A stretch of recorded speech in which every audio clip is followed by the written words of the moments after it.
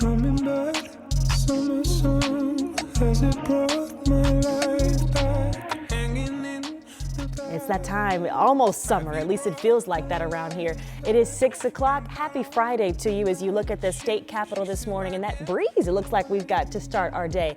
It is a beautiful Friday morning to start here, and it's going to stay that way for a while. We're glad you're up with us here on 13 Sunrise. I'm Julia, along with Sam in for Julia this morning and Matt. But yeah, the radar is at the back of our minds, at least to start, because we do know that things are going to be changing for us very soon. But happy Friday to start. Yes, it's been such a nice week too. Today, for the most part, is going to be okay too, Matt. And then maybe later today, we'll talk about that rain. I think the vast majority of us are going to have a great Friday. Okay, good. A very summery Friday. It'll be a little bit warmer. That breeze you're just sawing, straight out of the south. Yeah, so a nice warm breeze. Warm breeze, Okay, yeah. humid breeze too. Hot breath is probably what it feels like. It is going to be a hot breath. Yeah. But I still think it's going to be a great pool day for a lot of kids. Maybe some kids are headed to that new Sky Lake, that's up north. That's been a big hit. But we will have a couple rain chances that we need to start talking about. Gradually. This storm zone out towards the west doesn't really sit over us until tomorrow. So in the meantime, today, a lot of times we'll stay dry. I think we're all perfectly dry this morning. This afternoon and evening, as it gets a little closer, there could be a shower storm that pops up. Not what you see on the radar. In fact, a lot of this is going to shrivel up as it gets closer to Indiana, but a couple more may pop up, a couple little baby cells popping up. That would be this afternoon. Best chances north of I-70. And the chance just goes up the farther north and west you go for some isolated showers and thunderstorms. If you're south of Indianapolis or east, your rain chance is super low today. A lot of us are going to squeeze by dry. But overnight tonight, chance inches up, and then by your Saturday, we're going to get in on some scattered showers and thunderstorms. With dry time too, your Saturday's not a lost day, but we'll be unsettled. Right now, perfectly dry. It is warm. A lot of us are in the 60s. We have more 60s and 50s out there this morning. Beautiful view of downtown Indianapolis, 64 degrees coming in from the Speedway here in Speedway, Indiana. Light south winds are going to pick up. In fact, they may gust up to 30 miles per hour today, really bringing in the humidity. The mugginess factor has been super low for a while. That changes starting today and tonight. Also, level 1 severe risk will be in play, but notice how most of it's still closer to that front. But coming up, I do want to walk through Future Track 13, and I'll show you where we have the best chance for some showers and storms later today. In the meantime, let's talk traffic this morning. As you're headed out the door, no big crashes or accidents right now. You see a lot of green on the map, but I want to show you a couple construction areas that you need to know about. For example, I-65 going southbound. You can't take the US 31 southbound exit right now. That's the exit right there by the Edinburgh Outlet Mall. That's closed. They're doing some construction. You can see a little bit better view there. Only one lane is open on 65 South, so that may slow traffic a little bit as well. Crews are trying to get this redone as fast as possible while the weather's still nice. And crews are still working out there this morning. I-65, that Keystone, those ramps still closed, but you're seeing progress being made. Samantha? Matt, thank you. A lot of parents up early with us getting kids ready for daycare, and they know how expensive it can be if you're trying to get them out the door. State leaders understand that too. And this morning, the governor says he is trying to make it more affordable. So he's now announcing several reforms to the child care system to try and help with those costs. Marina Silva is live at the State House with some of those proposals and how they're aiming to cut costs for parents. Good morning. Well, good morning. The governor says that it would reduce what he's calling the administrative burdens for child care providers, which would end up lowering the cost, in turns passing those savings on to families. Now, he gave multiple different options. He proposed several changes, reducing qualification requirements for teachers and directors, reducing equipment expenses, reducing record-keeping requirements, and allowing children to bring lunches. Now, not everybody is too happy with these. Some daycare directors say they wish daycare providers had a seat at the table when these were proposed.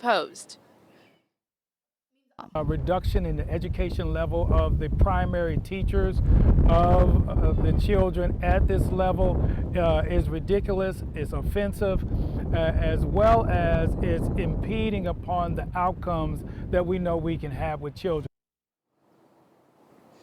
Now, the governor's office says the changes lower costs and increase flexibility, benefiting more than 2,800 businesses here in the state. Now, these are not final. The governor is giving everybody an opportunity to provide public comment. So we have a link to that on WTHR.com. All right, thank you. I think that will be important to have everyone that benefits or not from this a part of that conversation, Marina. Thank you.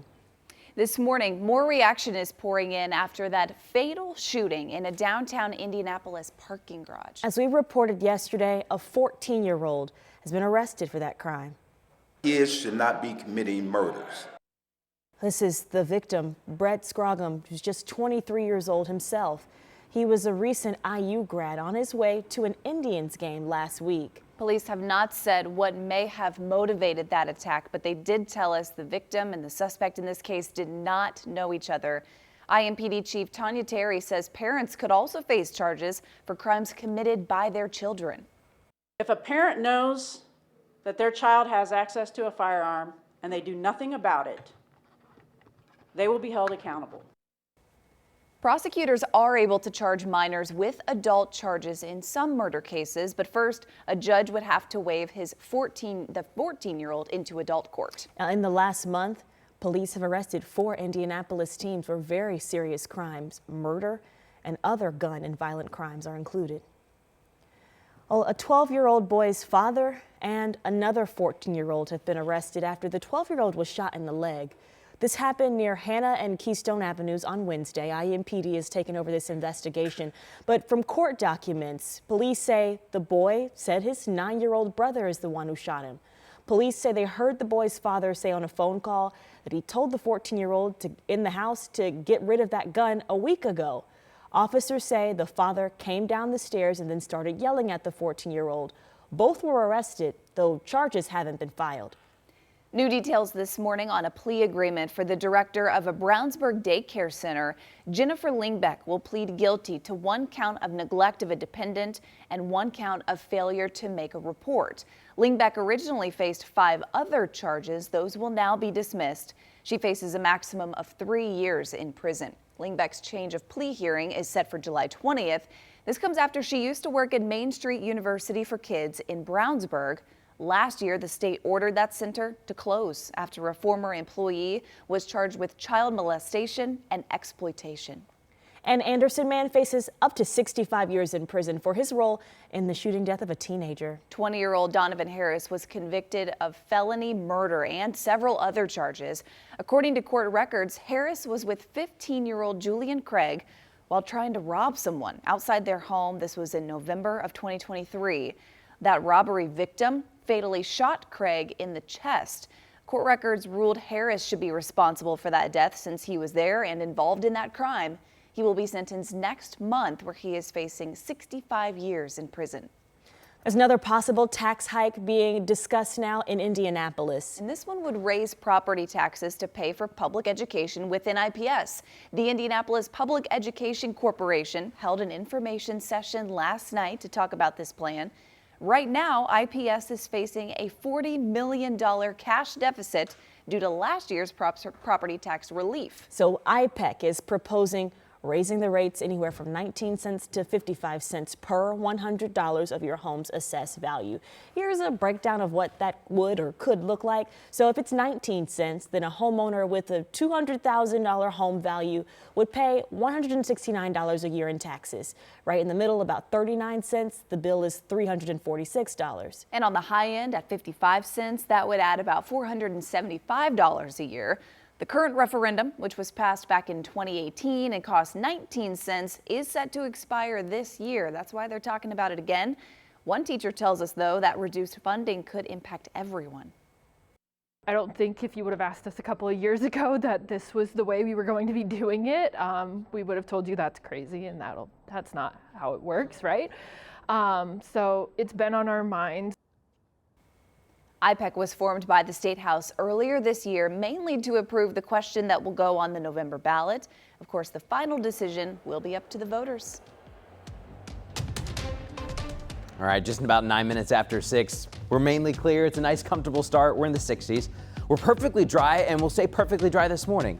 Later this afternoon and evening, there may be a rogue shower trying to come in. Plus, there are our first severe zones in quite some time.